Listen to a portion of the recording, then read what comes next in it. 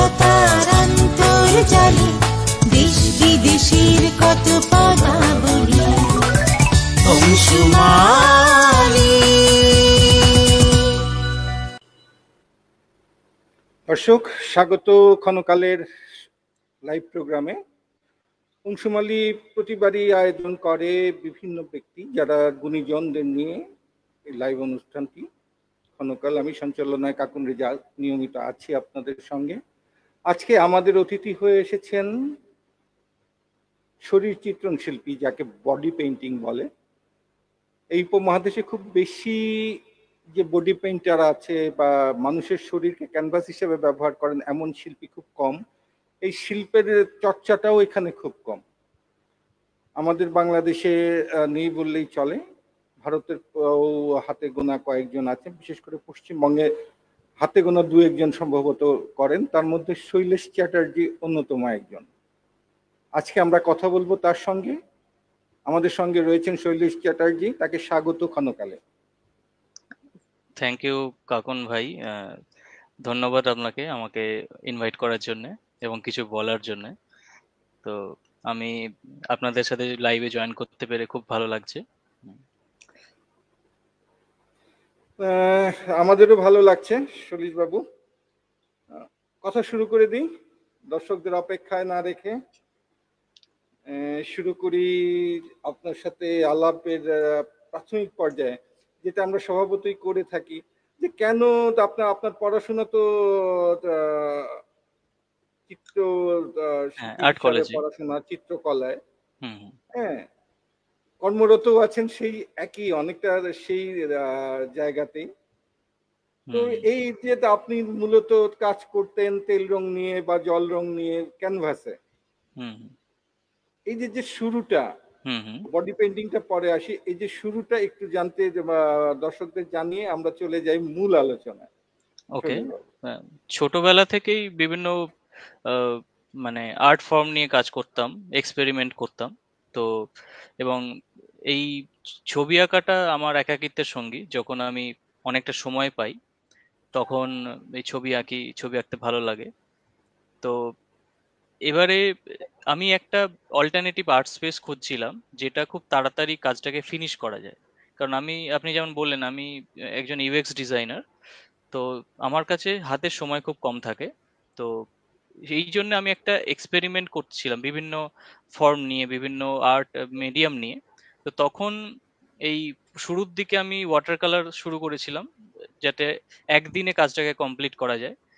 তো পরবর্তীকালে এই বডি আর্ট ব্যাপারটা আমার খুব ইন্টারেস্টিং লাগে এবং এইটার দিকে আমি আস্তে আস্তে এগিয়ে যাই। কারণ দেখি যে একটা মডেলকে যখন আমি আমার স্টুডিওতে ডাকি তখন কাজটা একদিনেই কমপ্লিট করতে হয়।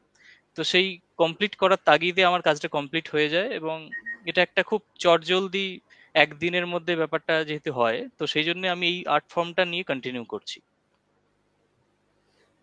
আচ্ছা, সেক্ষেত্রে আমরা একটু কথা বলতে চাই যে আপনি যে শুরু করলেন, আপনার পরিবারে অনুপ্রেরণার ব্যাপারটা থাকে, অন্য কিছু থাকে, আপনি কেন চিত্রকলায় আসলে এলেন সেটা এটা কিন্তু আপনার বলা হয়নি যে আপনি কেন এলেন। বলছি বেসিক্যালি ছোটবেলা থেকেই যে আমি বিভিন্ন আর্ট ফর্মের সাথে যুক্ত ছিলাম। যেমন কবিতা লেখা, একাঙ্ক নাটকে অভিনয় করতাম স্কুলে থাকাকালীন। তো এই ছোটবেলা থেকে বিভিন্ন আর্ট ফর্ম, শুধুমাত্র ছবি আঁকা নয়, বিভিন্ন আর্ট ফর্ম, বই পড়তে ভালো লাগতো, আমি ছোট গল্প লিখতাম। আস্তে আস্তে চেঞ্জ হতে থেকেছে প্রেফারেন্স গুলো। এবারে শুরুটা ছিল এটা যে ছোটবেলা থেকে একটা এবার আমার দাদু মানে কিছুটা প্রভাব ছিল বলতে পারেন। মনে করুন আমার দাদু রেলে চাকরি করলেও কিন্তু বিভিন্ন সামাজিক কাজকর্মের সাথে যুক্ত ছিলেন। এবার আমাদের বাড়িতে বান্ধব পাঠাগার মানে এখানে স্থাপিত ছিল, আমি যে গ্রামের বাড়িতে রয়েছি এখন।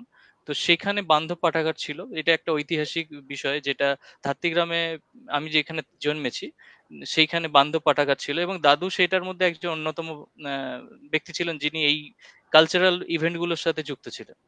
এবারে সেই বইগুলো নিয়ে নাড়াচাড়া করা, বিভিন্ন হাতে লেখা পত্রিকা সেগুলো দেখে কিছুটা ইন্সপায়ার হওয়া, এই গোটা পরিবেশটা। আর আমি অনেকটা একাকিত্বে বড় হয়েছি, মানে আমার খুব ফ্রেন্ড সার্কেল খুব বেশি ছিল না। তো শুরুটা এইভাবেই ছিল যে বিভিন্ন ফর্ম নিয়ে আলোচনা মানে কাজ করতে করতে করতে করতে ছবি আঁকাটা বেশি প্রেফারেন্স দিতে শুরু করলাম, কারণ যখন কেউ অ্যাপ্রিসিয়েট করে সেটাতে আরো বেশি মোটিভেট হয়ে যেতাম। তো এই ব্যাপারটা আস্তে আস্তে এভাবে শুরু হয়েছে, বিভিন্ন এক্সপেরিমেন্ট করতে করতে ছবি আঁকা বা লেখালেখির থেকেও আমার মনে হলো ছবি আঁকার জগৎটা আমাকে বেশি টানছে, বেশি আপন মনে হয়েছিল। কারণ পড়াশোনার পাশেও আমি অনেক সময় মারধর খেয়েছি বাড়িতে বাবার কাছে, যে আমি মাধ্যমিকের পরীক্ষার সময়ও আমি ছবি আঁকছি, মানে এইসব অনেক ঘটনা আছে। এছাড়া স্টেজ পারফরমেন্স করতাম, বিভিন্ন রকমের জোকস বা এই ধরনের এগুলো। সেটা একটা সময়ের, মানে স্কুল চলাকালীন সময়। মানে আপনি শেষ পর্যন্ত থিতু হলেন চিত্রকলায়। বলতে পারেন। দেখুন, এটা তো অনেকটা ম্যাচুরিটির ব্যাপার, যে আহ, অনেক কিছু করছি কিন্তু কোনো একটা জায়গায় মনে দাগ কেটে যায় কোথাও একটা। এবারে বাকি জিনিসগুলো হয়তো চর্চার অভাবে আস্তে আস্তে সেগুলো আর ম্যাচিওর হয়ে উঠলো না, কিন্তু ছবি আঁকাটা তো ভালো লাগাটা থেকেই গেল, মানে এটাকে আর আহ, এবং এটা নিয়ে সেই জন্য পড়াশোনা করলাম বাড়িতে অনেক। কারণ এই লাইনটা এমনই, আর্ট কলেজে পড়া বা এবং বেশিরভাগ লোকই জানে যে ছবি এঁকে কি হবে। তো এটা একটা ভীষণ মিসকনসেপশন আছে যে ছবি এঁকে কিছু হবে না, এরকম একটা যেটা ব্যাপার হয় গ্রামে গঞ্জে। তো অ্যাওয়ারনেস এর প্রবলেম ছিল। তো যাই হোক, এটা পারিবারিক ভাবে এবার রেজাল্টও ভালো হয়েছিল এইচএস এ। তো তারপর এইচএস মানে হায়ার সেকেন্ডারি, তো সেখানে একটা সবাই পরিবার থেকে বলছিল যে না, পড়াশোনা লাইনেই থাকো। তো যাই হোক, একটা জেদ ছিল। এবং সেই সময় আমার এক পরিচিত, যে আমাকে এই আর্ট কলেজের পথটা দেখিয়ে দেয়, সে আমাকে গাইড করে এবং আমার পরিবারকে বোঝায় যে আহ, তার নাম সিদ্ধার্থ সিদ্ধার্থ শঙ্কর রায়। তো তিনি একজন আচ্ছা আচ্ছা। Art director. সো মানে পারিবারিক সূত্রে তার সাথে আলাপ হয়েছিল, এবং তার কাছে গিয়ে চন্দননগরে গিয়ে আমি ছবি আঁকা দেখাতাম। সে একটা জার্নি ছিল, মানে অনেক লড়াই ছিল, কারণ গ্রামে আমি যেখানে জন্মেছি, এটা অত্যন্ত গ্রাম, অজপাড়াগা। তো এখানে হ্যাঁ, এখন আপনি আজকেও আপনার গ্রামের বাড়িতে আছেন। আপনার হ্যাঁ, হ্যাঁ, হ্যাঁ, বোঝা যাচ্ছে যে আপনি কলকাতায় নেই, যে হ্যাঁ, আপনি হ্যাঁ, হ্যাঁ, গ্রামের বাড়িতে আছেন। আপনি আগেও বলেছেন যে আপনি গ্রামে এসেছেন এবং গ্রাম হ্যাঁ, হ্যাঁ, থেকেই কথা বলবেন। হ্যাঁ, আপনার হ্যাঁ, হ্যাঁ, রুট থেকেই কথা একদম একদম। বলছি আমরা। প্রশ্নটা একটা প্রশ্ন থেকে, যে আপনি বললেন যে আপনি কম সময়ে, হুম, যারা যেমন জল রং করতে কম সময় লাগে, যে হুম, কম হুম, সময়ের একটা ব্যাপারের কথাটা উঠে আসলো আপনার কথাতে। হ্যাঁ, কিন্তু হ্যাঁ, হ্যাঁ, শিল্পকলা তো একটা দীর্ঘস্থায়ী ব্যাপার। দীর্ঘস্থায়ী ব্যাপার। হ্যাঁ, আপনি আপনার সাথে আগে যখন এমনি কথা হয়েছে, তখন খাজুরাহোর ব্যাপারটা উঠে এসেছে। হুম, হুম, হুম, তো এই এই যে যে শত শত বছর, হাজার বছর শিল্প ছবিগুলো টিকে থাকে, কিন্তু হুম, আপনার এই বডি পেইন্টিং যেটা আছে, হুম, হুম, এটা তো হুম, হুম, দীর্ঘস্থায়ী না। হুম, হুম।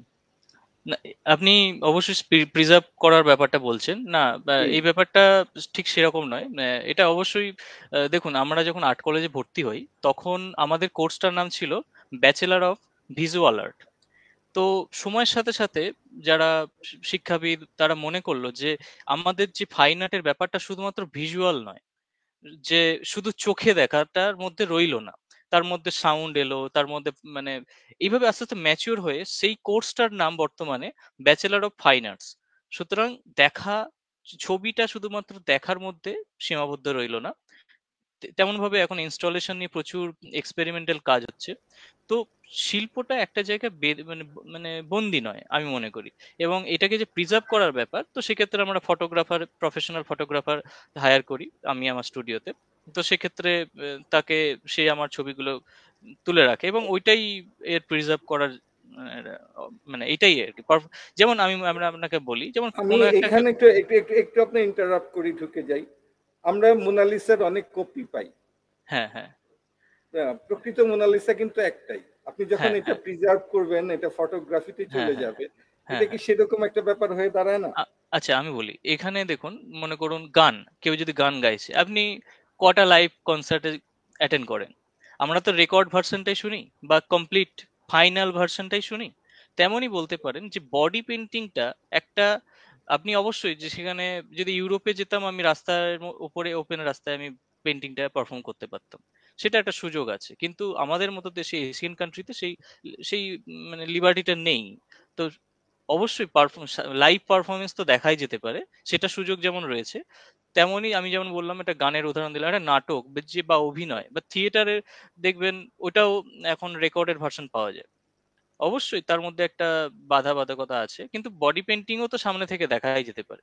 প্রিজার্ভ করার যে ব্যাপার সেটা, যেমন গানটাকে একটা কম্পোজ করা হলো, সেটা ফাইনাল ভার্সনটা রেকর্ড হলো, সেটাকে আমরা শুনছি, তেমনই এটা একটা অল্টারনেটিভ মিডিয়াম, যেমন আচ্ছা, ইনস্টলেশন।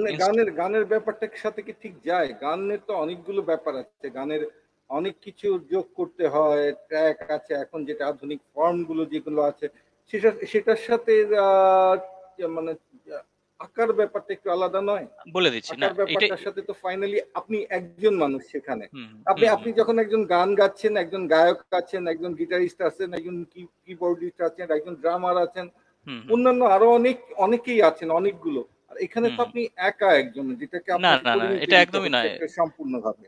এখানে তো মডেল আছে, আমি যদি হিউম্যান ক্যানভাসই না পাই, তাহলে এখানে মডেলকে স্বীকৃতি দিতে হবে, ফটোগ্রাফারকে স্বীকৃতি দিতে হবে। এটা একটা টিম ওয়ার্ক, মানে শুধু আমি অবশ্যই কাজটা আমি করছি, কিন্তু একটা মডেল না পেলে বা একটা ফটোগ্রাফার না পেলে, প্রথম দিকে যখন শুরু করি তখন আমি একটা বদ্ধ ঘরের মধ্যে নিজেই ছবি তুলতাম।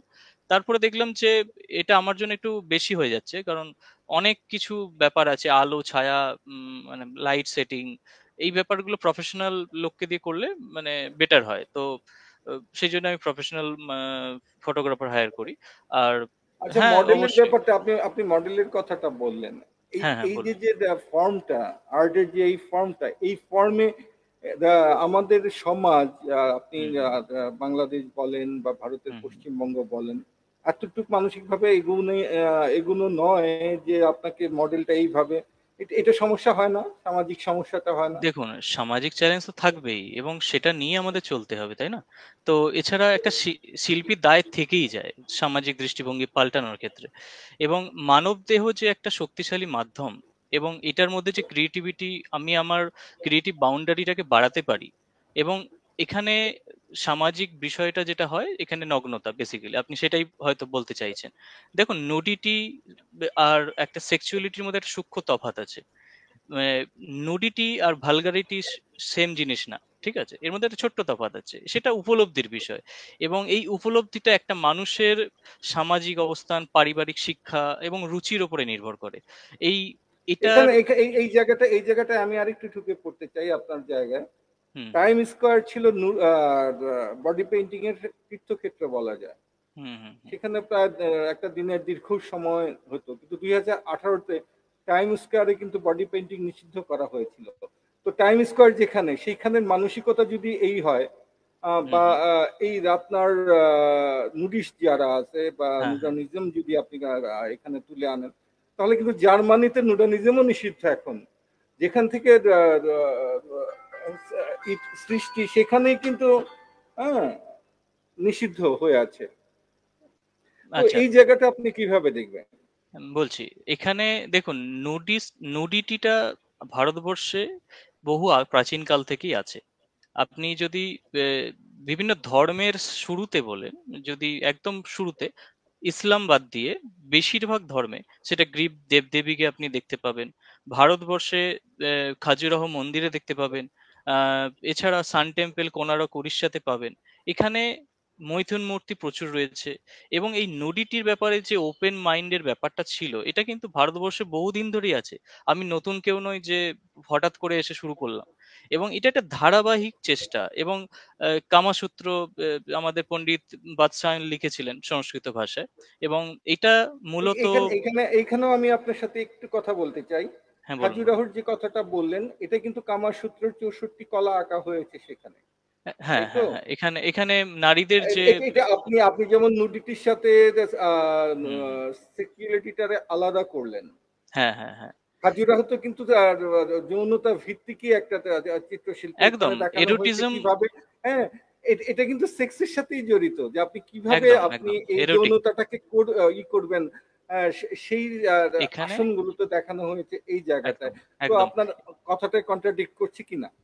একদম একদম না, বেসিক্যালি ওইটাই তো বললাম যে যে সময় করা হয়েছে, এবং এটা ফার্স্ট অফ অল কামাসূত্রর ওপরে, থিমের ওপরে ব্যবহার করা হয়েছে তো। এবং ওখানে হিন্দু বিশ্বাস অনুযায়ী শিল্পটা তৈরি হয়েছে। এবং এটা যেটা আমি আমার যতদূর জানা আছে, যে বেসিক্যালি মানে হিন্দু বিশ্বাস অনুযায়ী শিবের দ্বাররক্ষক যে ছিলেন তিনি হচ্ছে নন্দী। এবং এই এটার আদি রচয়িতা উনি। এবং পরবর্তীকালে মানে উনি কি করেছিলেন যে শিব পার্বতীর যে রমণ কালের উচ্চারিত পবিত্র বাণী, সেটা থেকে উনি ইন্সপায়ার হয়েছিলেন এবং পরবর্তীকালে মানব জাতির কল্যাণার্থে সেই বাণীটা লিখে যান। আর সিন্ধু সভ্যতার দিকে যদি আমরা তাকাই, সেক্ষেত্রে বলতে পারি যে আহ, মানে এটা একটা ধারাবাহিক বিষয়। যৌনতা বা মানে এই ওপেননেস, নেকেডনেস, সেই ব্যাপারটা কিন্তু ভারতবর্ষ শিখিয়েছে পাশ্চাত্যকে। আমাদের দেশে আপনি বললেন না জার্মানিতে প্রথম এই ন্যাচারালিজম বা নুডিটি ব্যাপারটা নিয়ে অনেক বেশি আলোচনা হয়েছিল, কিন্তু আমি বলি সিন্ধু সভ্যতার দিকে যদি আপনি তাকান, তাহলে বর্তমানে যে ভারতীয় সংস্কৃতির মানে যে উদ্ভব, সেটার রেখাপাত করছি আমরা। এবং এটা 5500 বছর আগেকার ঘটনা, যেখানে এইটা একই সময় কখন যে মিশরীয় সভ্যতা বা সুমেরীয় সভ্যতা, এই একই টাইমে কিন্তু ভারতবর্ষে এই সামাজিক যৌন মনোভাব সম্পর্কে অনেক কিছু এক্সপেরিমেন্টাল কাজ হয়েছে। এবং এই এই সময়েরই একটা যে স্বাক্ষর বলতে পারি যে খাজিয়াহো টেম্পল বা এইটা কিন্তু সেই সময়ের ঘটনা। সুতরাং এই বিষয়গুলো আমাদের ভুলে গেলে চলবে না। যে আপনি বললেন যে ইউরোপ থেকে এসেছে, বডি পেন্টিং হয়তো আহ, পাশ্চাত্য থেকে আমরা শিখেছি, কিন্তু আপনি যদি দেখেন বিভিন্ন ফর্মে আমাদের, আমি যেমন বিভিন্ন নাচের যে ফর্ম আছে, কথাকলিতে ফেস পেন্টিং আছে। সুতরাং পেন্টিং করা বা আমাদের যেমন হোলি আমাদের দেশে হয়তো বিভিন্ন ফর্মে ছিল, আমি একজন শিল্পী হিসাবে আমার ক্রিয়েটিভ বাউন্ডারিটাকে বাড়াতে চেয়েছি একটা অল্টারনেটিভ আর্ট হিসাবে, যেখানে আমি বিভিন্ন ফর্ম নিয়ে কাজ করছি, ইলিউশন নিয়ে কাজ করছি। এবং এটা একটা আমার কাছে অনগোয়িং এক্সপ্লোরেশন। আমি নিজেও অনেক কিছু শিখছি কাজ করার ক্ষেত্রে ক্ষেত্রে। এটা একটা সেলফ এক্সপ্লোরেশন বলতে পারেন। এর ক্রমাগত চ্যালেঞ্জ আসবে, সেগুলো আমি আমার দৃষ্টিভঙ্গি ভাগ করব। এবং আমার দৃষ্টিভঙ্গির সাথে সবার যে মিল হবে সেটা নয়, এটাই তো একটা বিষয় যে এখানে আমরা একে অপরের পার্সপেক্টিভটা জানতে পারবো। এবং আমি মনে করি যে কনস্ট্রাকটিভ ফিডব্যাক সবসময় ওয়েলকাম। যে এবং আমি এটাও মনে করি, আপনি যে বললেন যে আমাদের ইউরোপ মানে আমাদের দেশের যে বিষয়টা আছে, যে একটা ট্র্যাডিশনাল সমস্যা আছে বা এটাই তো কাজ, যে দৃষ্টিভঙ্গি পাল্টানোর ক্ষেত্রে এটাই আমরা একটা হাতিয়ার হিসেবে নিতে পারি। আমি আমি আমার কাজের মাধ্যমে একটা মেসেজ দিতে পারি, আমার পার্সপেক্টিভ শেয়ার করতে পারি, দৃষ্টিভঙ্গি শেয়ার করতে পারি। আচ্ছা, আমাদের একজন দর্শকের মন্তব্য আমি পড়ছি। হ্যাঁ, বলুন বলুন। যে একজন আদর্শ শিল্পী সবসময় টেবু ভেঙেই কাজ করে থাকে, আরো এগিয়ে যাও। আচ্ছা, দেখি কি টেবু ভাঙার যে প্রশ্নটা এখানে এলো, হ্যাঁ হ্যাঁ, হ্যাঁ হ্যাঁ। সেই ক্ষেত্রে বলি ট্যাটুর কথা আসি, ট্যাটুতে আসি। হুম হুম। ট্যাটু কিন্তু টেবু। গোটা বিষয়টা দেখুন, অনেক কিছু ট্যাবু ছিল, তাই না? ট্যাটুটা কিন্তু টেবু, এটা তো অস্বীকার করার কিছু না। হ্যাঁ না এইটা উল্কি উল্কি কেন আঁকা হতো শরীরে, উল্কি আঁকার ইতিহাসটা কি, সেটা যদি আমরা দেখতে যাই তাহলে হুম, সেটাও কিন্তু টেবুর মধ্যেই। তো একদম। টেবু ভাঙতে হলে তো আপনি শরীর চিত্রণ থেকে বেরিয়ে আসতে হয়। আপনি কি যিনি মন্তব্য করেছেন তার সাথে আপনি আমি আরেকটা কথা বলি যে মিথ, আপনি হুম। বললেন ইসলাম বাদে বা ইসলাম বা খ্রিস্টীয় ধর্ম বাদে খ্রিস্টান না না, খ্রিস্টানে ধর্মাবলম্বী এই রয়েছে। মিথ ভিত্তিক যে ধর্মগুলো আছে হুম সেখানেই মূলত এই ধরনের মানে যেমন খাজিরাহর চিত্রের কথা বললেন বা আপনি গ্রিক মিথোলজির কথা বলেন, রোমান মিথোলজির কথা বলেন, এই মিথগুলোতে মিথ থেকে এই জিনিসগুলো উঠে আসা। হ্যাঁ, এটাও তো একদম। টেবু। হ্যাঁ, দেখুন, শিল্পীরাই তো মানুষকে কথা বলা শেখালো, তাই না? তো যখন ভাষার আবিষ্কার হয়নি, তখন মানুষ ছবি এঁকে নিজের মনের ভাব প্রকাশ করতো, তাই না? তো শুরুটা তো কোথা থেকে হতেই হবে।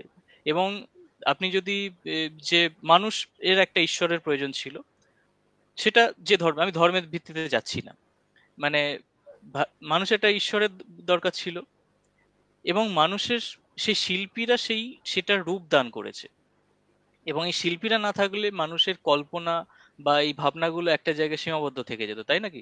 সুতরাং হ্যাঁ, শুরুটা তো হয়তো কোথাও থেকে হবেই। হয়তো এই যে আসলে লেখার যখন ওয়ার্ড যে তৈরি হয়েছে, ভাষার যে আবিষ্কার, আপনি যদি একদম প্রথম দিকে চলে যান, মানে অজন্তা নয়, মানে যখন এই গুহা চিত্রটা পাওয়া গেছে, এক্স্যাক্টলি আলতামিরাতে অনেক বাইসনের ছবি পাবেন। এরকম ভাবে অনেক এখন পাওয়া গেছে। এবং বর্তমানে এগুলোকে এখন শিল্প হিসেবে, যে যারা ছবি এঁকেছে সেই সময়, তারা তারা কি কি মাস্টারপিস বানিয়েছে সেটা এখন আমরা বুঝতে পারছি, তখন কি সে জানতো? কিন্তু এটা একটা ধারাবাহিক চেষ্টা। আমরা শিল্পী হিসাবে আমাদের কিছু দায়বদ্ধতা থাকে। আমি কিন্তু আমার নিজের ভালো লাগা থেকে ছবিটা আঁকি। হ্যাঁ, এখানে চ্যালেঞ্জ থাকবে থাকবে, কিন্তু শুরুটা তো কোথা থেকে হতে হবে। তা না হলে এর যে, দেখুন আমি কেন বডি পেইন্টিংটাকে সিলেক্ট করেছি, কারণ এটা এক্সপ্লোর সেভাবে হয়নি। এর মধ্যে যে পসিবিলিটিটা রয়েছে, এর মধ্যে যে আর্ট এক্সপ্লোরেশনের যে জায়গাটা রয়েছে, সেটা কিন্তু অনেকটা। তো আমি যত বেশি কাজ করব তত জানতে পারবো। তাতে সামাজিক দায়বদ্ধতা থাকবে, চ্যালেঞ্জ আসবে, বিভিন্ন পারিপার্শ্বিক যে সমস্যা সেটাও থাকতেই পারে। এগুলোকে তো নিয়েই চলতে হবে, তাই না? আমরা সামাজিক জীব, এবং সমাজের প্রতি তো একটা আমাদের মেনে চলতেই হবে। যেহেতু এম এফ হোসেনেরও এক্সিবিশন জ্বলিয়ে দেওয়া হয়েছিল, তো এগুলো থাকবে, এগুলো পার্ট অফ, আমি মনে করি এগুলোই এগুলো থাকবেই। এগুলো আমাকে বরং বেশি অনুপ্রেরণা দেয়, আহ, আমাকে কাজ করায়। চ্যালেঞ্জ না থাকলে আনন্দ নেই, চ্যালেঞ্জ তো আচ্ছা, থাকবেই। চ্যালেঞ্জের কথা যখন উঠে আসলো, তো আরেকটু যাই হ্যাঁ, হ্যাঁ, আবার ফিরিয়ে টাইম স্কোয়ারে। বলুন। টাইম স্কোয়ারে এই যে চর্চা বন্ধ করে দেওয়া হচ্ছিল বডি পেইন্টিং একটা অশ্লীল হিসাবে। হুম, হুম, হুম। শ্লীলতা এবং অশ্লীলতার যে শব্দ আছে, এটার মধ্যে অনেক মত পার্থক্য আছে, অনেক কথা আছে। এইটা নয় আমরা মেনে নিলাম যে না, এটা বেশিরভাগ মানুষ অশ্লীল বলেছে দেখেই ওখানে বন্ধ হয়েছে। হুম। কিন্তু এই যে যে বন্ধ হওয়া, এই যে অধিক সংখ্যক মানুষ এটাকে অশ্লীল ভাবছে, তার মধ্যে আপনি শিক্ষিত মানুষ আছেন, এখানে এখানে বুদ্ধিজীবীরা আপনাকে আছেন। আপনাকে আমি ব্যাপারটা বলি। আচ্ছা, যখন আমাদের দেশের ইতিহাস যদি দেখা যায়, এই দেখুন, সব সময় অনেক মানুষ যেটা বলছে সেটা সবসময় সঠিক হয় না। হয় কি, যেমন বলি সতীদাহ প্রথা হিন্দু ধর্মে, যখন রামমোহন করেছিলেন, এটা নিয়ে প্রতিবাদ করেছিলেন, যে সতীদাহ প্রথা, মানে সতীদাহ মানে তো জানেন সবাই, যে যে স্বামী মারা গেলে স্ত্রীকেও একসাথে জ্বালিয়ে দেওয়া হতো। তো যখন এটার বিরুদ্ধে উনি গেছিলেন, তখন বেশিরভাগ মানুষই এর বিরোধিতা করেছিল। কিন্তু কিন্তু এটা তো ভালোর জন্যই হয়েছে। সুতরাং এটা সমষ্টিগতভাবে সবাই যেটা বলছে সেটা সবসময় সঠিক হয় না। আমাদের অনেক সময় অনেক কিছু নিয়মের গণ্ডি ভেদ করে আসতে হয়। তা না হলে প্রোগ্রেস করব কিভাবে? আমাদের দৃষ্টিভঙ্গি আলাদা থাকতেই পারে। এর জন্যই তো শিল্পীদের বুদ্ধিজীবী বলা হয়, কারণ বিশেষভাবে তারা পারদর্শী হয় কোনো বিষয়ে, এবং বাকিদের থেকে অনেক বেশি উন্মুক্ত চিন্তা করতে পারে। একজন শিল্পী, একজন বিজ্ঞানী, এদের ভূমিকা অনেক বেশি সমাজে এই এইসব ক্ষেত্রে। কারণ একটা শিল্পী যেটা ভাবে, 500 বছর আগে ভেবে নেয়। যেটা রবীন্দ্রনাথ ঠাকুর করেছেন, অনেক কিছুই তার লেখা যদি পড়া যায়, সেটা এখনো প্রাসঙ্গিক, তেমনই প্রাসঙ্গিক। এইটাই তো একটা শিল্পীর থেকে আমরা এক্সপেক্ট করি, তাই না? তো বাকিরা যেটা বলবে সবসময় যে সেটা সঠিক, সেটা তো নাও হতে পারে, এটা ভুল হতেই পারে। একসেপ্টেন্সটা অবশ্যই নিজস্ব পার্সোনাল চয়েস। মানে এখানে কাউকে আমি যদি জোর করি, বাধ্য করি, সেটাতে আমি বিরোধী। এটা তো আমি আমার মতো করে ছবি এঁকে যাচ্ছি, বা যে শিল্পী সে তো তার কাজ করে যাচ্ছে। কারোর যদি ব্যক্তিগত, আমি তো এই জন্য তো এখানে পাবলিক প্ল্যাটফর্মে করি না। মানে করুন যে আমি রাস্তাঘাটে তো করছি না, কাউকে ডিস্টার্ব করছি না। কাউকে ডিস্টার্ব করলে সেটা হয়তো একটু সামাজিক ক্ষেত্রে প্রবলেম হতে পারে। সেজন্য আমি মনে করি যে আহ, একটু ধাপে ধাপে এগোলে সবার ক্ষেত্রে একটু একসেপ্ট করতে সুবিধা হয়, না হলে তাহলে খুব কি মুশকিল। আপনি আপনি অনেকটা এরকম বলতে চাচ্ছেন যে খাজুরাহোর কামকলা হুম। যেহেতু বদ্ধ ঘরে হয়, তো এই বডি পেইন্টিংটা বদ্ধ ঘরে হওয়া উচিত? না, না, আমি কিছু হওয়া উচিত অনুচিতের কথা বলছি না। খাজুরাহোর যে সময়টা, এর প্রাসঙ্গিকতাটা বুঝতে হবে, যে বেসিক্যালি এটা একটা সেক্স এডুকেশনের জন্য। কারণ মন্দিরে, আমি যতদূর জানি যে মন্দির এমন একটা জায়গা যেখানে এসে তখনকার সময় প্রত্যেকে মন্দিরে আসতেন, এবং তখন এটা খুব প্রয়োজন ছিল, একটা সেক্স এডুকেশন বিভিন্ন ফর্ম। এবং শুধুমাত্র এখানে যে এর মধ্যে অনেক অন্তর্নিহিত অর্থ আছে, এর একটা নান্দনিক গুণ আছে, যে এবং এতে নন্দন তত্ত্ব আছে। এবং এই নন্দন তত্ত্বটা বোঝার বিষয় আছে, শুধুমাত্র যে সেক্সুয়ালিটি বা ওখানে বিভিন্ন ফর্ম অফ সেক্স পজিশন সেটা নয়। তার অন্তর্নিহিত অর্থগুলো বুঝতে হবে, এবং সেজন্যই পড়াশোনার দরকার। যত পড়াশোনা করব তত এই ব্যাপারটা আরো এক্সপ্লোর করা যাবে, তাই না? আমি হয়তো খেয়ে হারিয়ে আচ্ছা, ফেললাম কথা হলো সলিল হ্যাঁ, বাবু, বলুন। কথা হলো অনেকক্ষণ। আপনার আপনার একটু কাজ এক নজর দেখে নিই আমরা। নিশ্চয়ই, নিশ্চয়ই, নিশ্চয়ই। হ্যাঁ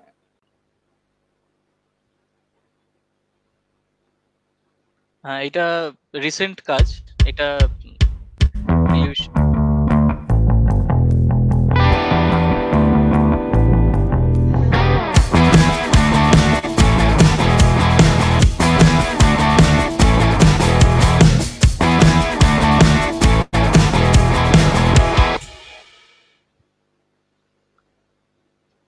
হুম, আরো অনেক কাজ আছে।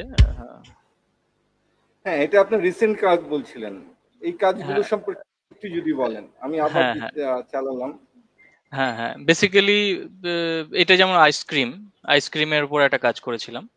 এটা কাজ করার সময়ের একটা ছবি। এটা হচ্ছে এআই, আর্টিফিশিয়াল ইন্টেলিজেন্স, এবং আমার পেন্টিং এই দুটোর মেলবন্ধন। মানে আমি প্রথাগত যে একই ঘরানার মধ্যে বা একই চেনা ছকে ছবি আঁকতে হবে, এটাতে বিশ্বাস করি না। আমি মনে করি টেকনোলজি আসবে এবং সেটাকে নিয়ে আমাদেরকে এগোতে হবে। এটার একটা ডিজিটাল এফেক্ট দেওয়া হয়েছে উইথ এআই, এবং আমি আমার পেন্টিং এবং টেকনোলজির মধ্যে একটা কম্বিনেশন তৈরি করে এই এই ধরনের কিছু এক্সপেরিমেন্টাল কাজ করছিলাম। এইগুলো হচ্ছে সেই ধরনের কাজ। বিভিন্ন ফর্ম নিয়ে আমি ট্রাই করে যাচ্ছি কন্টিনিউ।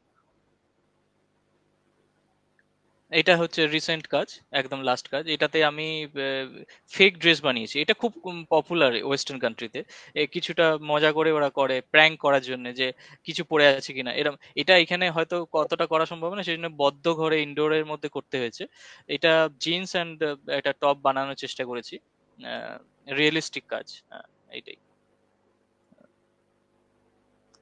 এবং আচ্ছা, বিভিন্ন রকমের জানলাম। কাজ, মানে হ্যাঁ, হ্যাঁ, মনে করুন এই যে এছাড়া আপনি আপনার আরেকটা জিনিস আমার প্রশ্ন জাগে যে জায়গাটায়,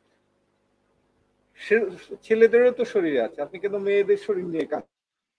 হ্যাঁ, এইটা সবথেকে, এই প্রশ্নটা আমাকে সবথেকে বেশি আমাকে করা হয়, ঠিক আছে? যে আমি কেন অনলি মেয়েদের উপরে কাজ করি।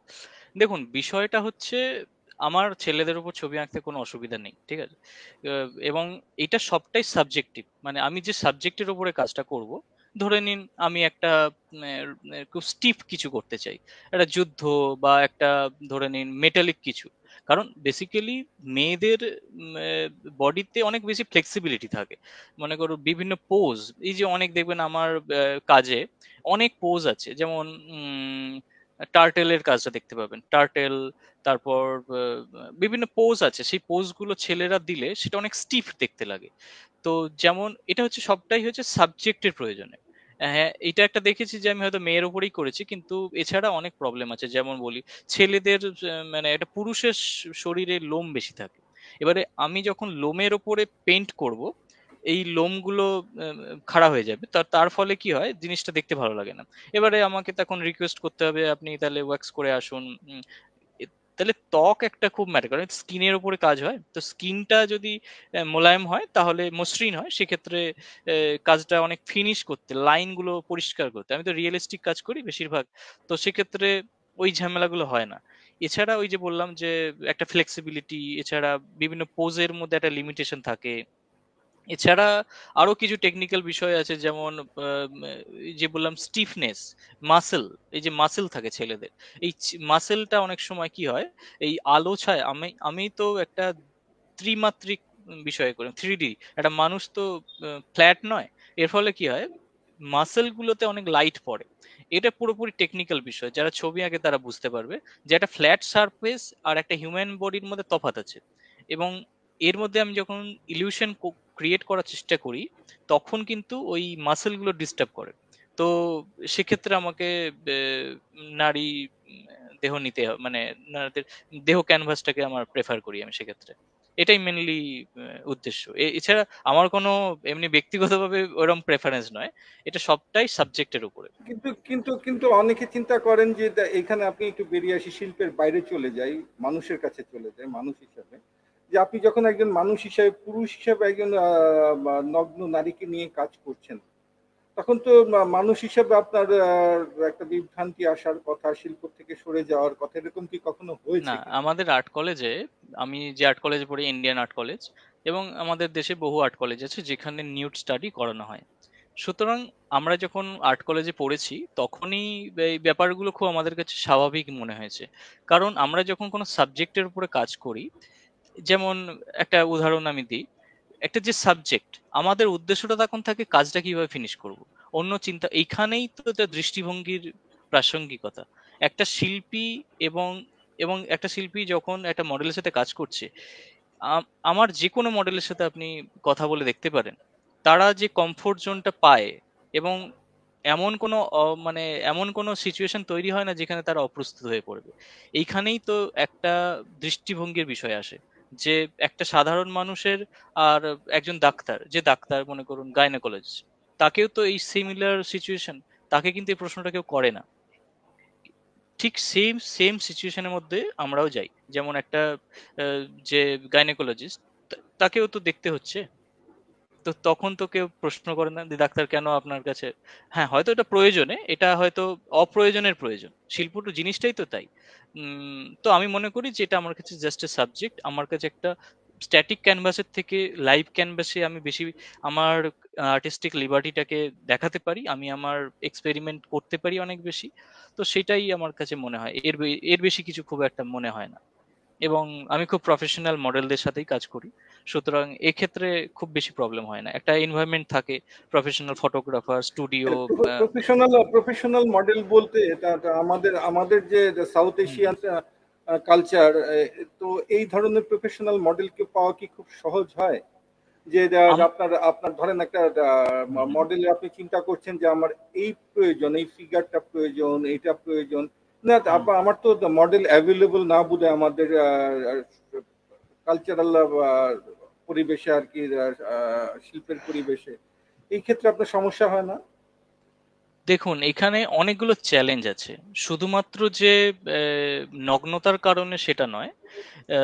এর মধ্যে অনেকগুলো বিষয় আছে, যেমন প্রফেশনাল মডেলের একটা রেমুনারেশন রয়েছে, একটা পারিশ্রমিক রয়েছে। সেটা একটা প্রথম দিকে আমার খুব চ্যালেঞ্জ ছিল, মানে বেসিক্যালি এটা তো শখে করি, মনে করুন এখান থেকে আমি কোনো ইনকাম করছি না। এটা যেমন একটা আর্টিস্ট, তার যেমন ক্যানভাসে ছবি আঁকে, তেমনি আমাকে আমি একটা অন্য ফর্মে কাজ করছি, এটাই তো। এবারে আপনি যে বললেন যে চ্যালেঞ্জ আছে কিনা, চ্যালেঞ্জ, আমি মনে করি কলকাতাতে অনেক প্রফেশনাল নিউড মডেল আছে যারা প্রফেশনালি কাজটা করে, এবং এটা অবশ্যই টাকা পয়সার একটা ব্যাপার আছে, যে আমি হয়তো কতটা এফোর্ড করতে পারবো, সব ক্যানভাসকে আমি এফোর্ড করতে পারি না, মানে এটাও একটা ব্যাপার আছে। খুব ভালো মডেল যারা হয় তাদের আমি হয়তো, সুতরাং এটা আমি এখন পাওয়া যায়, এখন আমার খুব একটা অসুবিধা হয় না। শুরুতে খুব অসুবিধা হতো, কারণ প্রতিবন্ধকতা ছিল, কারণ তখন আমাকে কাজ দেখানোর স্কোপটা ছিল না। তখন অনেক বেশি কথা বলতে হতো, একটা কনভিন্সিং ব্যাপার ছিল যে এ, আমি কি এই এই ধরনের কাজ করার প্ল্যান করছি, সুতরাং একটা বোঝাপড়া, মানে, এবং যত বেশি কথা বলেছি মানে মডেলদের সাথে, তখন ওরা আমাকে ট্রাস্ট করেছে, এবং এই বোঝাপড়াটা নিজেদের মধ্যেই হয়েছে এবং স্বাভাবিকভাবেই হয়েছে। শুরুতে একটু চ্যালেঞ্জ ছিল, যে কারণ আমার কাছে কাজ দেখানোর মতন খুব একটা কিছু ছিল না শুরুতে। তারপরে আস্তে আস্তে আচ্ছা, ধারাবাহিক প্রফেশনাল ভাবে। প্রফেশনাল মডেলদের কথায় আসি। প্রফেশনাল হুম। মডেলরা তো নিজেদের আর্থিক প্রয়োজনেই এখানে আসে। প্রফেশনাল মডেলের বাইরে কি স্বইচ্ছায় কেউ মডেল হয়েছেন কিনা, বা এই ধরনের কাজের সাথে সম্পৃক্ত হয়েছেন কিনা কেউ স্বইচ্ছায়, যে আমি হতে চাই, এরকম কোনো ঘটনা আছে কিনা? অনেক মডেল আছে যারা আমার কাছ থেকেই, মানে আমি ফার্স্ট কাজ করি, প্রথম কাজটা আমার সাথেই হয়, মানে ফার্স্ট নিউড কাজটা আমার সাথেই করেছে। তারপরে তারা এখন অনেক পপুলার হয়ে গেছে, এখন অনেক প্রফেশনাল হয়ে গেছে। সুতরাং অনেক ফ্রেশারকে দিয়ে আমি কাজ করেছি, তারা ওই কাজগুলো দেখিয়ে অনেক ফটোগ্রাফারের কাছ থেকে অনেক প্রজেক্ট পেয়েছে। সুতরাং এটা হয়েছে। আহ, আহ, তারা নামটা হয়তো চেঞ্জ করে, মানে অরিজিনাল নাম ইউজ করে না, সামাজিক কারণে বেসিক্যালি। তো এগুলো তো থাকে। এটা একটা ধারাবাহিক বিষয়। অসুবিধা হয় না, যে আমি বলছি তো অনেকেই আছে যারা প্রথম কাজটা আমার সাথেই করেছে। আহ, আচ্ছা, অসুবিধা আপনি হয় না আপনি তার সেক্ষেত্রে। সাথে প্রথম কাজ, আপনার প্রথম শিল্পের কাজটা তার সাথে করলেন। হ্যাঁ, হ্যাঁ। আপনি কি কখনো চিন্তা করেছেন যে আপনি যে আপনার সাথে শুরু হলো, সে আস্তে আস্তে প্রফেশনাল হয়ে উঠলো, বা সেক্ষেত্রে তারও সামাজিক কোনো সমস্যা হতে পারে, হ্যাঁ তার পারিবারিক সমস্যা হতে পারে, এটা সমাজ আমাদের এখনো মেনে নেয়নি, নেওয়ার হুম কথা হুম না। হ্যাঁ, সেই সেই ক্ষেত্রে সেই চিন্তাটা কি কখনো করেছেন কিনা, যে আপনি বললেন আচ্ছা ফ্রেশারদের নিয়ে কাজ করেছেন, অর্থাৎ হুম আপনার মাধ্যমে অনেকে এসেছে, আপনি কি কখনো চিন্তা করেছেন যে তার সামাজিক অবস্থা, তার সমাজ পরিবার তাকে কিভাবে নিয়েছে, এই ব্যাপারটা কি কখনো চিন্তা করেছেন আচ্ছা কিনা? বলি, আমি যখন প্রথম কাজ করি আমার মডেল ছিল অনুরিমা। অনুরিমা প্রফেশনাল মডেল, মানে কলকাতাতে সবাই মোটামুটি চেনে। অনুরিমা খুবই প্রফেশনাল এবং খুব নাম করা মডেল। তো প্রথম যখন ওর সাথে আমার আলাপ হয়, আমি কনভিন্স করার চেষ্টা করি। আমি একটা এক্সাম্পল পাঠাই, একটা প্রথম কাজ, একটা রেফারেন্স দেখাতে চাই। ফার্স্ট অফ অল আমি কপি কাজ করি না, মানে আমি যে কাজটা করি সবটাই আমাকে ভেবে করতে হয়। প্রথম যে কাজটা ছিল, তো একটা রেফারেন্স দেখেছিলাম, তো বললাম এই কাজটা আমি করতে চাই। তখন ওই পারিশ্রমিকের কথাটা আমার খুব মাথায় এলো যে আমি তো জানি না কত টাকা লাগে। এটা হচ্ছে আমার প্রথম কাজ। তো তারপরে সে আমাকে সুযোগটা দিল কাজ করার, এবং তখন আমার কাছে কোনো স্টুডিও ছিল না, কোনো ফটোগ্রাফার ছিল না। আমি একটা ওই 200 ওয়াটের বাল্ব জ্বালিয়ে একটা পর্দা টাঙিয়ে কাজটা শুরু করি। ওটা আমার শুরু, এবং কাজটা ভালো হলো, এবং মোটামুটি একটা সাড়া ফেললো। এবং ওই কাজটা আমি এখন সব জায়গাতে দেখাই, একটা ফ্লোরাল ডিজাইন, ঠিক আছে? তো ওইটা দিয়ে শুরু হলো। এবার আপনি যে বললেন যে চ্যালেঞ্জ, সামাজিক চ্যালেঞ্জ, যে যারা ফ্রেশার আসে তারা শখে আসে এবং জেনে আসে যে আমি কিন্তু পরিষ্কার বলে দিই, দেখো তুমি কিন্তু ভেবে আসছো তো। ওরা সেই ব্যাপারটা জেনে, এবং আমি অবশ্যই প্রাপ্তবয়স্ক মডেলদের সাথে কাজ করি। আমি, এটা ফার্স্ট প্রশ্নটাই আমার থাকে, তোমার বয়স কত? উম, এবং আমি একটা এগ্রিমেন্টও সাইন করে নিই, যেটাতে পরবর্তীকালে আমায় কোনো লিগ্যাল সমস্যায় না পড়তে হয়। তো এই ব্যাপারগুলো একটা জেনে বুঝে করি, মানে এবং কথা বলে তার সাথে, এটা সবটাই তার চয়েস, যেভাবে আমি ছবি আঁকছি। প্রথম দিকে তো অনেক সমস্যা হয়েছিল, ভাবছিলাম যে এই ছবিটা আঁকছি, কে কি বলবে, পাড়াতে কে কি বলবে। অনেকে উম, হয়তো মনে মনে অনেক কিছু ভাবে, আমাকে সামনাসামনি বলতে পারতো না। প্রথম দিকে 2019 সালে যখন শুরু করি, তো একটা দৃষ্টিভঙ্গির বিষয় তো। দুর্গাপুজোয় গেছি গ্রামে, কেমন যেন একটু সবাই দূরে দূরে চলে যাচ্ছে, ভাবছে এই ছেলেটা খুব খারাপ, চরিত্র খারাপ, এরম কিছু, যেটা ইমপ্রেশনটা যেটা হয় আর কি। তো এই বিষয়টা আমাকেও ফেস করতে হয়েছে। এটা আমার মনে হয় তারা হয়তো সামনাসামনি বলে না যে ও আচ্ছা এরকম কাজ করে। যেমন আমার মামার বাড়ির দিকে প্রচন্ড গ্রাম, তো সেখানে তো আমি তো ভাবতেই পারি না যে তারা কি ভাবছে। আমি আহ, কিন্তু তাদের কথা ভাবলে তো আমাকে তো চলবে না, মানে আমাকে তো আমার কাজটা করতে হবে। আমি বিশ্বাস করি মানুষ যখন সৎ থাকে এবং আমি আমার কাজের দৃষ্টিভঙ্গি সম্পর্কে সচেতন থাকি, তখন যদি আমি কোনো খারাপ কাজ না করি, তো আমার মনে করি সমাজ সেটাকে মেনে নেবে, এবং এটাতে কারোর কমপ্লেন জানানোর কথাই না। এবং যে মডেলরা আসছে তারা অনেকে নিজের ইচ্ছাতে আসে, যে আমি তোমার সাথে কাজ করতে চাই, আমাকে একটা সুযোগ দেবে, এভাবেই হয় এখন। সুতরাং আহ, শুরুটা হয়তো আমি কোনো প্রফেশনাল মডেলকে কনভিন্স করার চেষ্টা করেছি, এখন বর্তমানে উল্টো হয়ে গেছে যে মডেলরা আমার কাছে আসে, এবং এই পথটা অনেক মসৃণ হয়ে গেছে। আহ, এটা ধারাবাহিক একটা বিষয়, একদিনে হয়নি।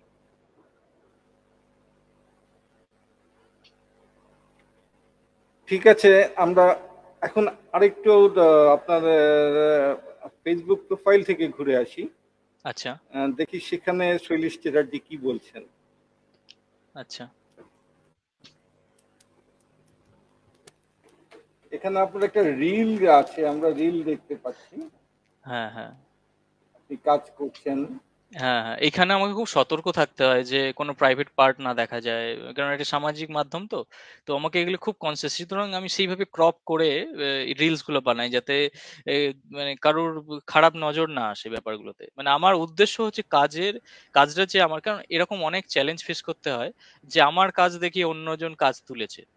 অনেকে ফেক লোক, প্রচুর ফেক লোক আছে যারা বলেছে যে এটা আমার কাজ। আমার এই বিহাইন্ড দ্য সিন দেওয়ার উদ্দেশ্যগুলো খুব পরিষ্কার, যে কাজটা আমার করা, এবং এখান থেকে কেউ যদি হ্যাঁ, শিখতে এখানে পারে। আপনার কি সতর্ক থাকতে হয়েছিল, কি কারণে?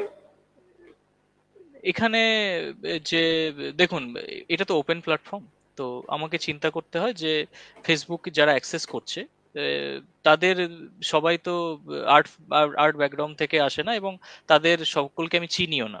তো আমাকে এই জন্য যখন কোনো একটু সেন্সার্ড করে দিতে হয় ব্যাপারগুলো, কারণ আমি মনে করি যে আমার উদ্দেশ্য হচ্ছে শিল্পটাকে দেখানো এবং কাজটাকে ফোকাস করা। সুতরাং আমি চেষ্টা করি প্রাইভেট এরিয়াগুলো যেগুলো সেন্সর হওয়া উচিত সেটাকে রেখে, মানে মানে ওইটাকে কেটে দিয়ে জুম করে শুধু কাজটাই দেখানো, না আমার ফোকাসটা সেটাই থাকে এবং সেটা থেকে আমার দৃষ্টিভঙ্গিটাও পরিষ্কার যে আমি কি কি এই এই দেখানোর ক্ষেত্রে চেষ্টা এই করছি। ক্ষেত্রে আপনার এখানে এখানে যেহেতু আপনি দেখানোর ক্ষেত্রে আপনি জুম করে জাস্ট কাজের ক্ষেত্রটা ফোকাস করছেন, অর্থাৎ বলছি আপনি হুম, আপনি নিজেও কিন্তু নিজের অজান্তেই নুডিটিটাকে বর্জন করতে চাচ্ছেন, না আমি বলি, তাই নয় আমি কি? পরশুর কথা বলি, আমি আপনাকে রিয়েল ঘটনার কথা বলি। বেসিক্যালি আমি প্রথমে একটা রিলস বানিয়েছিলাম এই রিসেন্ট কাজটার। তো ঘটনাটা যেটা হলো, আহ, প্রচন্ড গালিগালাজ এবং লিগ্যাল লোকজন বলছে একে তো পুলিশে দেওয়া উচিত, এদের কি অনেক অনেক অনেক অপ্রাসঙ্গিক কথা যারা এই ব্যাপারটা না বুঝেই বলেছে, আমি জানি সেটা। কারণ এটা তো তাদের কাছেও নতুন, মানে দেখুন একটা জায়গায় যে সিস্টেমটা চলছে হঠাৎ করে কেউ যদি একটা অন্য কিছু দেখে প্রথমেই তেড়ে আসবে। আমাদের কলকাতাতেও যখন ফার্স্ট কম্পিউটার আসে তখন আমাদের তৎকালীন সরকার এটার বিরোধিতা করেছিল, কিন্তু বিষয়টা তো সেটা নয়। মানে আমি ওই রিলসটা দেওয়ার পরে আমার মোটামুটি ফলোয়ার্স 2000 বেড়ে গেল, কিন্তু আমি সেটা চাইনি। আমি চাই না যে শুধুমাত্র নডিটির কারণে আমাকে ফলো করুক। আমি সেখান থেকে বুঝতে পারলাম যে তাদের উদ্দেশ্যটা অন্য। তো আমি ওই রকম অডিয়েন্স চাই না যারা শুধুমাত্র সেক্সুয়ালিটিটাকে সেক্সুয়ালিটিটাকে প্রেফার করে আহ, শুধু শরীর দেখার জন্য আসুক, সেটা আমি চাই না। তো আমার উদ্দেশ্য খুব পরিষ্কার এবং আমাকে সেই জন্য খুব সতর্ক হতে হয় এই ব্যাপারগুলো নিয়ে। আহ, কারণ যখন আমি এখনো বিশ্বাস করি ভারতবর্ষের অডিয়েন্স এখনো প্রস্তুত হয়নি এখনো অব্দি তারা এই ব্যাপারটা নিয়ে খুব একটা কমফোর্টেবল নয়। তো আমাকে সেই জায়গায় তো সতর্ক থাকতেই হবে।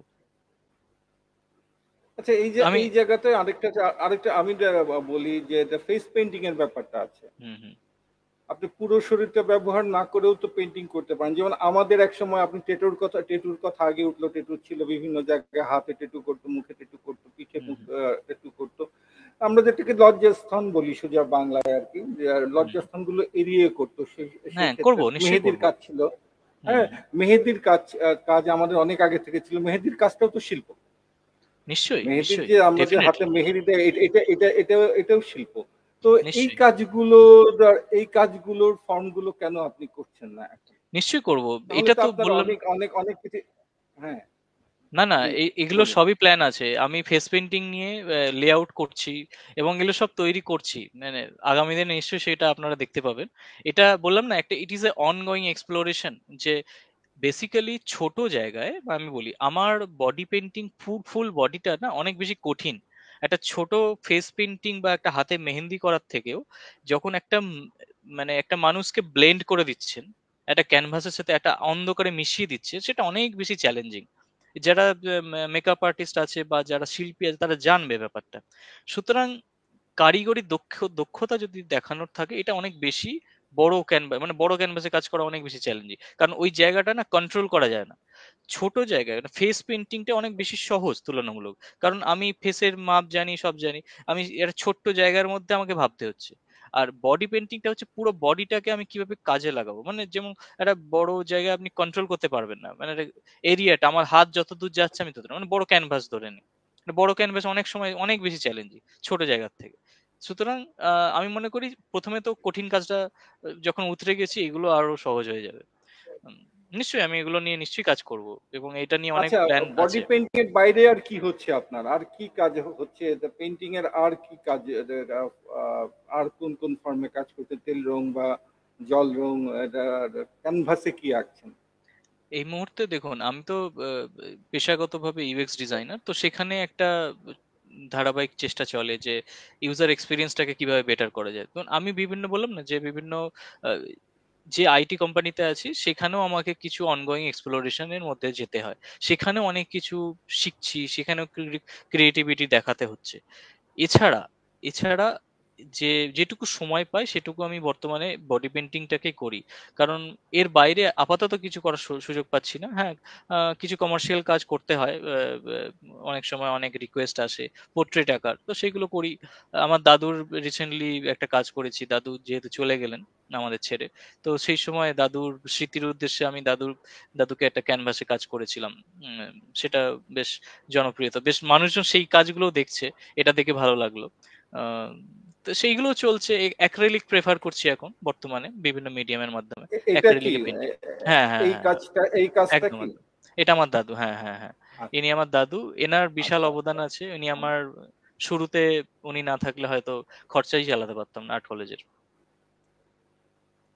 তো ওনার স্মৃতির উদ্দেশ্যে আচ্ছা, এটাকে বানানো। হুম, তার প্রতি শ্রদ্ধা আমাদেরও অংশমালীর পক্ষ থেকে। আর ধন্যবাদ। একটু আলাদা প্রশ্ন চলে যাই, একটু হ্যাঁ বলুন। একটু একটু বাঁকা প্রশ্নে যাই, একটু হ্যাঁ বলুন একটু বলুন বলুন। বাঁকা। এই যে যে আপনি বললেন যে এই যে বডি পেইন্টিং এর ব্যাপারটা একটু অল্প সময় লাগে, আপনি কাজের ফাঁকে বড় কাজ মানে পেইন্টিং এর যেটা তেল রঙের কাজ অনেক অনেক সময়ের ব্যাপার, তেল রং হ্যাঁ যেটা হ্যাঁ হ্যাঁ।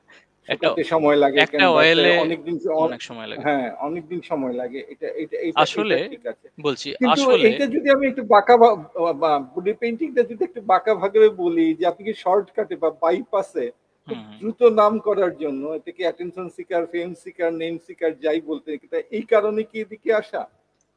না একদম, দেখুন প্রশ্নটা এটা, একটু বাঁকা হয়ে আচ্ছা যায়। আচ্ছা এবার আমি বলি, এটা আমি তো নাম পাইনি এখনো। যে ছবি ছবি এঁকে যে নামটা পেয়েছি সেটা এখনো আর রয়েছে। আমি কি পেলাম, মানে আজকে যদি বললেন যে এখান থেকে ফেম বা টাকা, কোনোটাই এখনো অব্দি পাইনি। এবং কারণ আমি জানি এটা বড় বেশি চ্যালেঞ্জিং। আপনি যে প্রশ্নটা মানে উত্তর চাইছেন, আমি সেটারই উত্তর দিচ্ছি। বডি পেন্টিংটা যেহেতু আমাকে লুকিয়ে চুপিয়ে একটা ব্যাপার মধ্যে রয়েছে, মানে অনেক বেশি প্রতিবন্ধকতার মধ্যে করতে হচ্ছে, তো এটা আমার কাছে বেশি চ্যালেঞ্জিং। যদি আমি স্ট্যাটিক ক্যানভাসে কাজ করতাম, কাজটা আমার কাছে আরো সহজ হয়ে যেত। এবং সেটার মধ্যে একটা বাউন্ডারিজ আছে, এটা আর আমি মনে করি।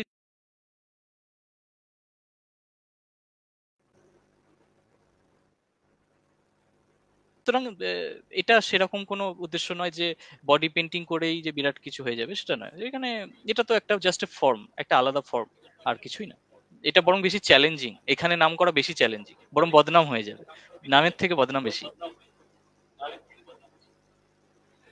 না, অনেক ক্ষেত্রে আপনার আমরা দেখি যে প্রচারের ক্ষেত্রে আমরা যখন অ্যাড করি, নেগেটিভ একটা, নেগেটিভ প্রচারটাই বেশি প্রচার পায়। হ্যাঁ দেখুন। হ্যাঁ, এটাও হতে পারে যে আপনি আপনি একটু আগে বললেন যে আপনি এই ধরনের চান না, দর্শক চান না যে আপনার ছবিটা যারা দেখতে চায়, এই ধরনের বোদ্ধা চান না যারা শুধু শরীর দেখতে আসে। কিন্তু হুম। এইটা এমন একটা ফর্ম যেখানে মানুষ শরীর দেখতেই হতে অনেকে বেশি আসে, এবং সে কারণেই হয়তো নামটা একটু বেশি হতে পারে।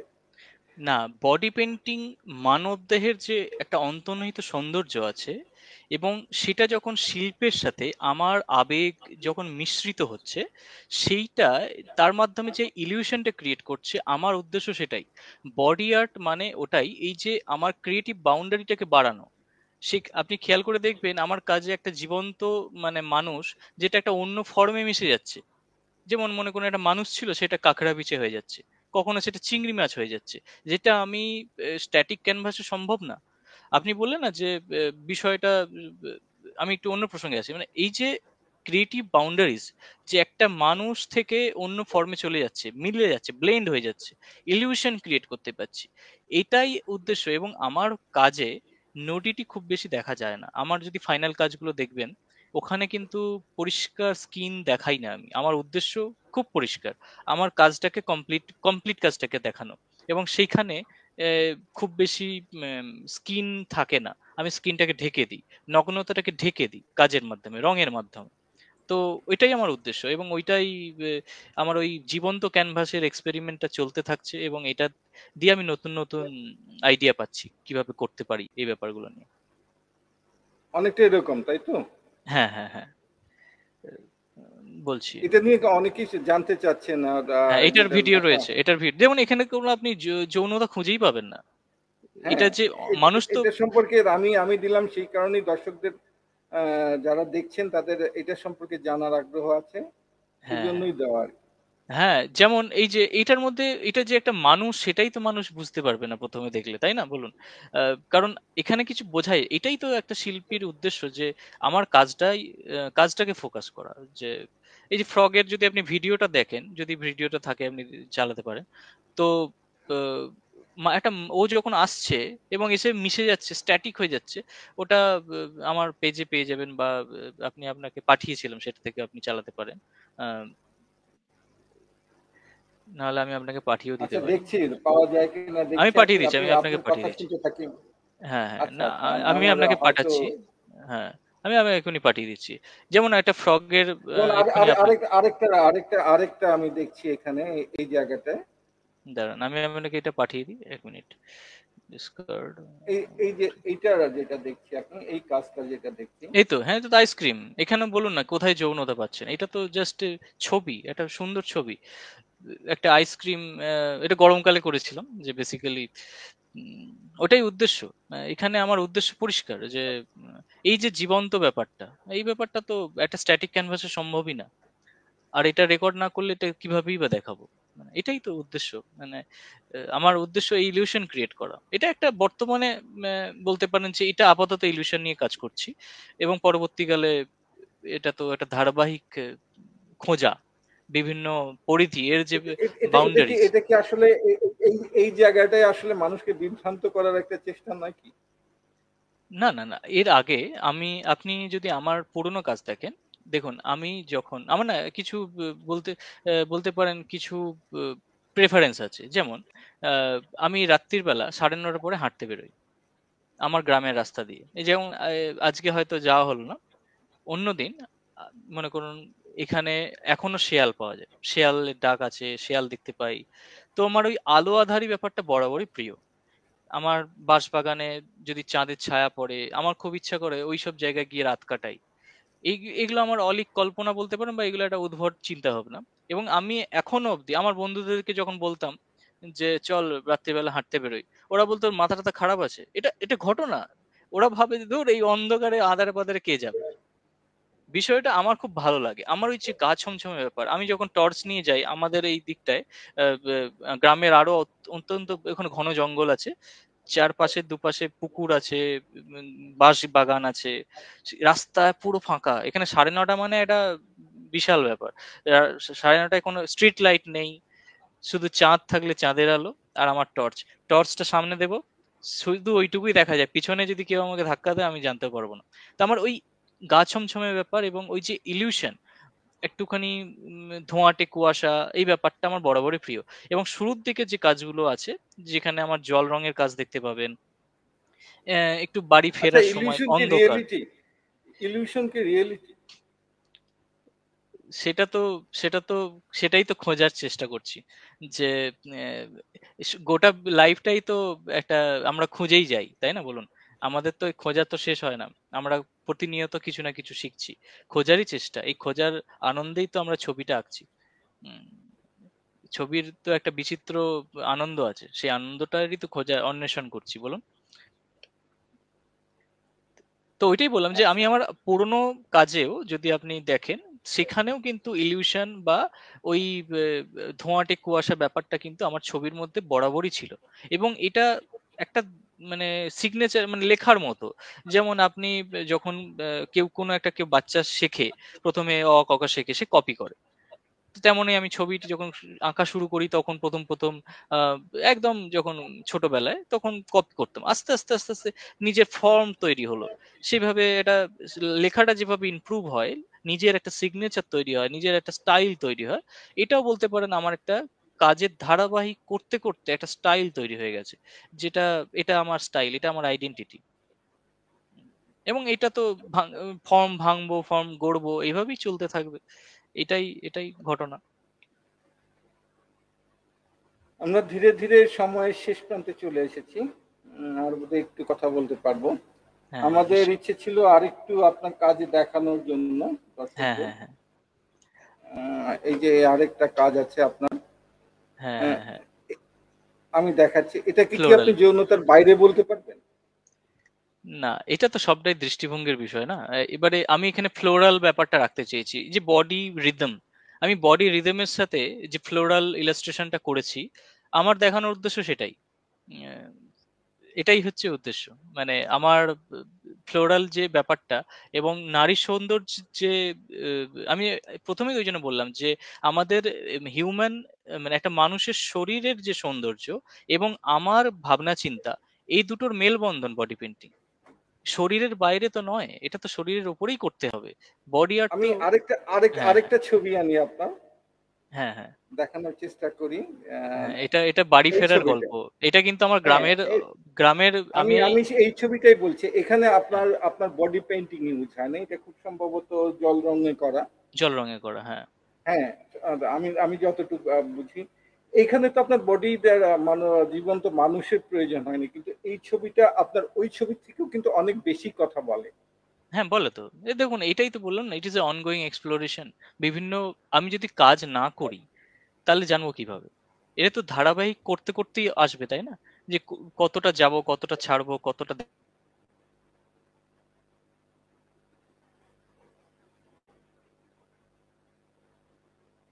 দর্শক, ওনার সাথে বোধহয় আমাদের সংযোগটা কেটে গেছে। আহ, হ্যাঁ, ফিরেছেন আবার, হ্যাঁ, হ্যাঁ, কেটে গিয়েছিল। সংযোগ কেটে গিয়েছিল, হ্যাঁ। হ্যাঁ। যেটা দেখলেন ওটা আমার আমাদের ধাত্রীগ্রামের ছবি। সময় শেষ কিন্তু। হুম। আহ, হ্যাঁ, আমি বুঝতে পারছি যে আপনার গ্রামের ছবি এটা, সেজন্যই আমার ছবিটাও চমৎকার। হ্যাঁ, একটা আর জিনিস এটা আমি অ্যাড করতে চাই। আপনি বিভিন্ন চ্যালেঞ্জের কথা বলেছি, আমি যে চ্যালেঞ্জটা বলা হয়নি সেটা হচ্ছে, আপনি বললেন না যে ফেমে টেমের, দেখুন এখানে অনেক যে, না মানে একটা নুডিটি চ্যালেঞ্জ আছে, এটা একটা একটা ছোট অংশ। এছাড়া আরো অনেক চ্যালেঞ্জ আছে, যেমন বলি যে রং, আমাদের দেশে কিন্তু এই রং পাওয়া যায় না। আমাকে অনেক বেশি টাকা খরচা করে বিদেশ থেকে রং আনতে হয়। তো মানে এই দেশে এই রং তৈরি হয় না, তো আমাকে অস্ট্রেলিয়া, ইংল্যান্ড থেকে আনতে হয়। অনেক এক্সপেন্সিভ এই রংটা। কারণ কলকাতাতে যে সব মডেল, মানে যেসব মেকআপ আর্টিস্টরা আছে, তারা টক্সিক কালার ইউজ করে, ইট ইজ ভেরি হার্মফুল। তো এবং আমি মনে করি যে রংটা আমি নিজের গায়ে বা স্কিনে লাগাতে পারবো সেটাই মডেলকে লাগাবো। তো এই ব্যাপারটাতে আমায় খুব সতর্ক থাকতে হয়। মানে যে কাজটা করছি তার রঙের কোয়ালিটি যেন ভালো হয়, এবং এই জন্য আমি একদম বিদেশি রং, যেটা নন টক্সিক কালার, স্কিনের জন্য হার্মফুল না, সেই রঙই ব্যবহার করি। তো এটা আমি জাস্ট একটা অ্যাড করতে চাইছিলাম যে এখানে কিন্তু ইট ইজ নট অ্যাভেলেবল, ইন্ডিয়াতেও নয়, এবং এশিয়ান কান্ট্রিগুলোর মধ্যে ওই অস্ট্রেলিয়াতে কিছুটা কাছাকাছি দেশের মধ্যে তৈরি হয়। এটা আমাকে অনেক টাকা খরচা করে আনতে হয়। আমাদের থামতে হচ্ছে আপনার কাছে। শুধু শেষ কথা আমাদের দর্শকদের জন্য, অংশমালীর হ্যাঁ, হ্যাঁ, দর্শকদের সাথে শুনতে চাচ্ছি। আমাদের জাস্ট সময় শেষ। ইচ্ছা থাকলে আর বাড়ানো যাচ্ছে না। হ্যাঁ, হ্যাঁ, হ্যাঁ, বলুন। আপনি যদি অংশমালীর দর্শকদের উদ্দেশ্যে কিছু বলেন। অংশমালির সাথে আমার খুব বেশি পরিচয় নেই। আমি জাস্ট এক্সপ্লোর করছিলাম যে এখানে খুব প্রোডাক্টিভ আলোচনা হয়।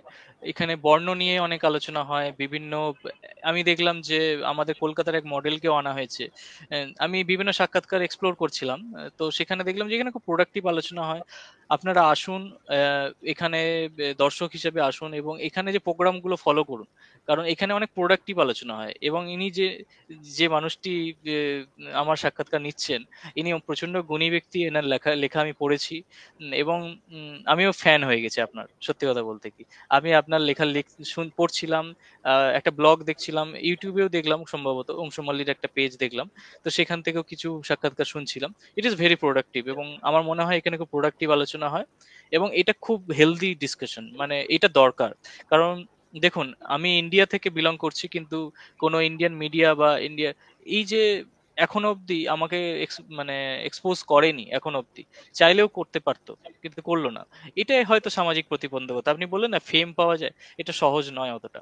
এটাই প্রতিবন্ধকতা, এখানে অনেক বেশি চ্যালেঞ্জ আছে। ভালো কাজ করলে সম্মান পাওয়ার থেকে বদনাম বেশি হয়, কারণ অনেক মিডিয়া এটা দেখাতে চাইবে না। এবার এই ঘটনাটাই যদি আমি একটা বিদেশ থেকে কোনো অ্যাওয়ার্ড নিয়ে আসি, ঘটনাটা পাল্টে যাবে। সুতরাং এই এই ব্যাপারগুলো থাকেই, মানে। এবং অংশুমালী আমাকে সেই সুযোগটা দিল নিজের বক্তব্যগুলো প্রকাশ করার জন্য, তার জন্য অসংখ্য ধন্যবাদ। আহ, এবং আপনারা অনেক এগিয়ে যান, এটাই বলবো। ধন্যবাদ আপনাকে, শৈলেশ চ্যাটার্জি, আমাদের সঙ্গে এতক্ষণ সময় দেওয়ার জন্য। দর্শক, আপনারা শুনলেন বডি পেইন্টিং এর ব্যাপারে অনেকেই হয়তো এই শিল্পটা সম্পর্কে অনেকেরই একটা বিভ্রান্তি ছিল, ভুল ধারণা থাকতে পারে, বা আমি বিভ্রম বলি যে নিয়ে একটা বিভ্রম থাকতে পারে। ভ্রমটা হয়তো আলোচনায় অনেকটাই কেটে গেছে। আশা করছি যে আপনাদের ভালো লেগেছে। ভবিষ্যতে আরো কোনো গুণীজনকে নিয়ে আবার আপনাদের সম্মুখে উপস্থিত হব, কথা হবে সেই গুণীজনের সাথে, আপনাদের জানাবো তার সম্পর্কে, তার কাজ সম্পর্কে। আর অংশুমালী সব বিষয় নিয়েই কথা বলে, শিল্প, সাহিত্য, সাংবাদিকতা, সবকিছু নিয়েই কথা বলে। অংশুমালীর কাজটাই বাংলাভাষী যারা আছেন সারা বিশ্বে, যারা বাংলায় কথা বলেন, তাদেরকে সারা বিশ্বের সাথে যুক্ত করার জন্য, অন্য দেশের বাংলাভাষীদের সাথে যুক্ত করার জন্য কাজটা করে যাচ্ছে অংশুমালী, এবং করে যাবে যতক্ষণ পর্যন্ত আমাদের চেষ্টা থাকবে আর কি। আমরা চেষ্টা করব যে এই কাজটা করে যেতে। সে পর্যন্ত আরো সবাই আমাদের সাথে থাকবেন। ধন্যবাদ সবাইকে। শুভরাত্রি। সুলেশ বাবু, আপনাকে আবারও ধন্যবাদ। শুভরাত্রি। Thank you. শুভরাত্রি আপনাকে।